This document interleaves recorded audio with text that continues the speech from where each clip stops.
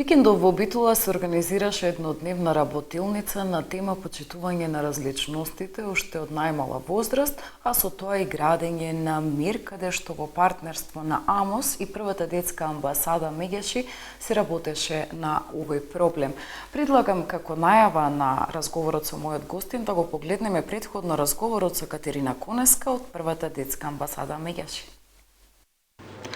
Мој гостин е Катерина Конеска од Меѓаши, првата детска амбасада во земјава. Катерина, ти благодарам што прифати да бидеш дел од Деница на Мега. Благодарам што ме поканивте со задоволство. Имавме еден настан кој што вклучува почитување на различностите, инклузивно општество и кај децата градење на оние вредности за почитување на мирот во Битола во соработка со АМОС и првата детска амбасада Меѓаши. Кажете ми збор-два повеќе околу оваа работилница. Така, оваа работилница е дел од една многу поголема регионална програма, чиј што назив е Партнерство за помирување преку ран детски развој и образование во Македонија. Како што кажав, е регионална програма која што се спроведува во неколку земји во регионот, тоа е Србија, Хрватска, Црна Гора, Албанија, Косово, Северна Ирска е исто така вклучена, а во Република Македонија главен спроведувач на активностите е првата детска амбасада во светот Меѓаши. Оваа програма е финансирана од страна на Европската комисија и се спроведува веќе четврта година во сите овие земји кои што ги набрав, а главната цел уште од самиот наслов може да се види дека станува збор за работа со децата уште од најмала возраст во насока на почитување на различностите, градење на мирот и сето тоа да помогне утре да изградиме заедно едно поголемо инклузивно, подобро инклузивно општество. Имаме ситуација кога често сакаме од страна на малите деца од мали нозе да им влееме некои навики кои што еве како што е почитувањето на различностите, да не прават некои паралели понатаму во животот, тоа е ваков или таков, туку едноставно дека сите ние сме исти луѓе на оваа планета Земја. Полесно ли е да се работи со помалата популација или евентуално повеќе треба да ги едуцираме возрастните? Кога се работи со децата уште од најмала возраст, секогаш достигнувањата понатаму може да бидат поголеми, затоа што тие се во процес тогаш на растење, на градење на своите ставови, погледи на светот, па меѓутоа врз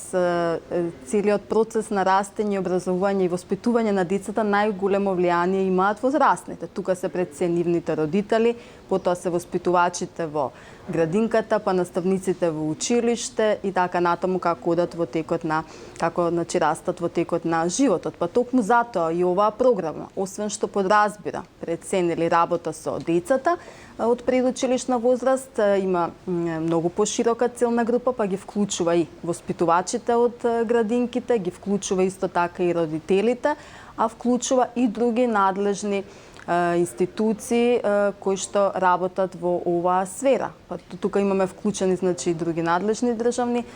институции, имаме и универзитетски професори, академската средина, граѓански невладени организации, па од тука нели АМОС од Битола е една од тие граѓански организации која што е членка на неформалната председа мрежа која што работи во оваа насока. Меѓаши во својата активност генерално е насочена кон заштитата на децата, така да се изразам.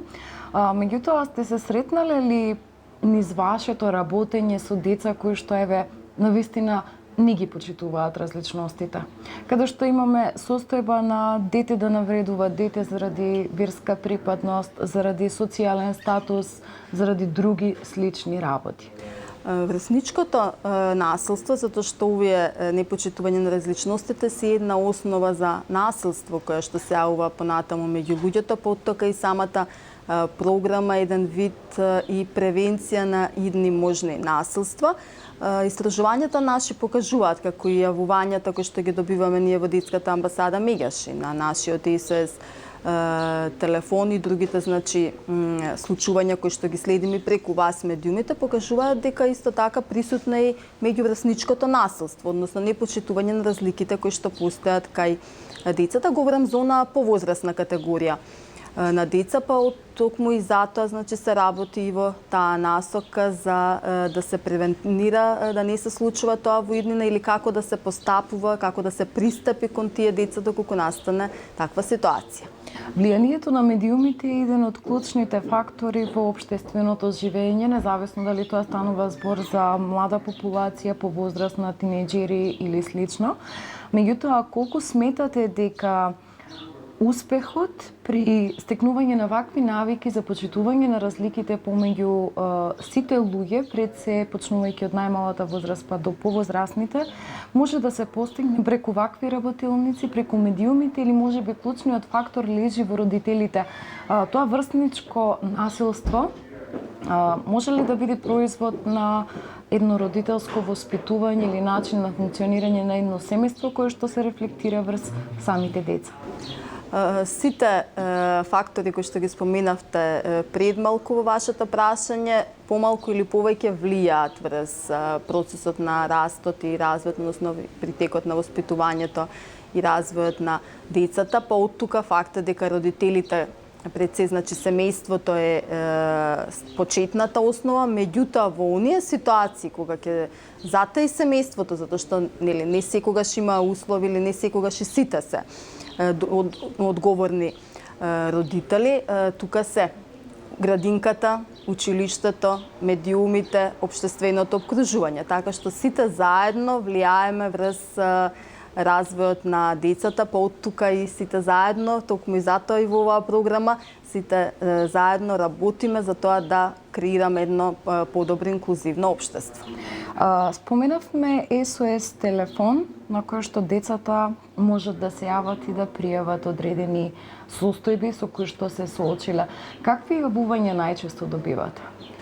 Ако изминатите пред 2 години најактуелни беа јавувањата, односно најмногубројни беа јавувањата кои што беа поврзани со насилство кај децата, независно од тоа дали станува збор за насилство дома, насилство во училиште или насилство надвор, на улица. Последните 2 години нашите извештаи од јавувањата на SOS линијата покажуваат дека најмногу број има јавувања за неостварување на правата на децата поради сиромаштија. Тоа е еден показател дека состојбата од економски аспект во државата е на завидно ниво, па од тука значи многу од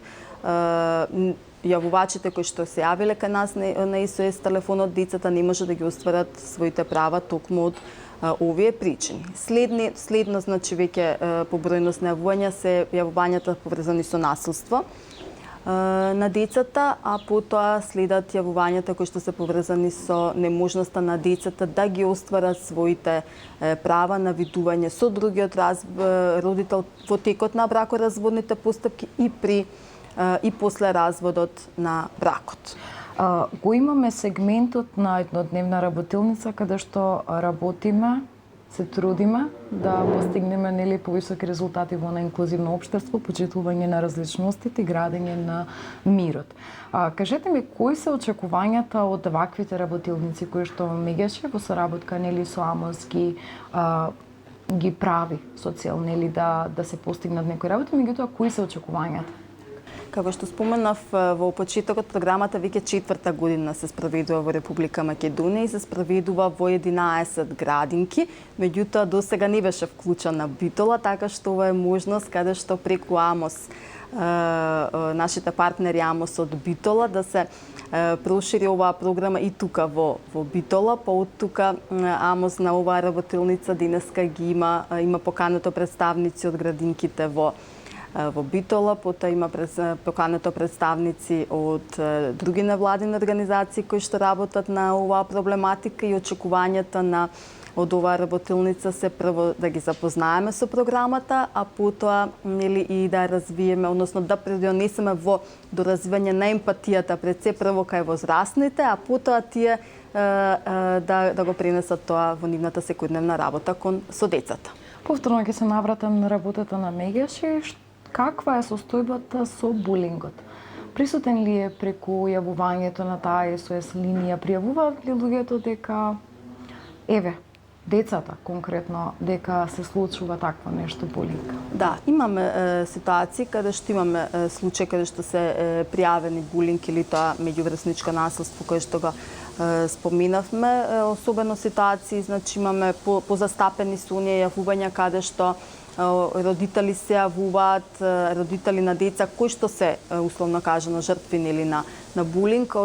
во училиште од страна на друго дете и слично. Поттука колегите кои што работат на СОС линијата, психолози, значи советуваат, даваат насоки како да се постапува со тие деца, затоа што и со едните и со другите дечиња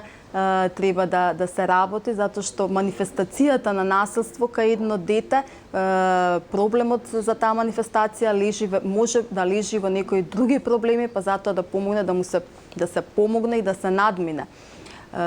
Тоа затоа што некогаш говориме дека оној кој што бил жртва на насилство, понекога постои можност да стане така сторител на насилство, поттука значи не се обвинува никој, меѓутоа се работи на тоа и со едната и со другата страна да се надмине. Како главен фокус на вашето работење се правата и заштитата на децата. Имате ли можеби некоја стратегија која што во иднина би се обиделе да ја спроведете во општеството за да се намалат сите овие активности? Еве конкретно сметате ли дека потребата поголемото присуство на психолози во училиштата, во градинките и во сите институции кои што постојат и гравитираат на еден град, на една рурална средина, значат повеќе бенефиции во поглед на заштитата и правата на децата, а пред се и едукација на возрастните кога станува збор за најмалите?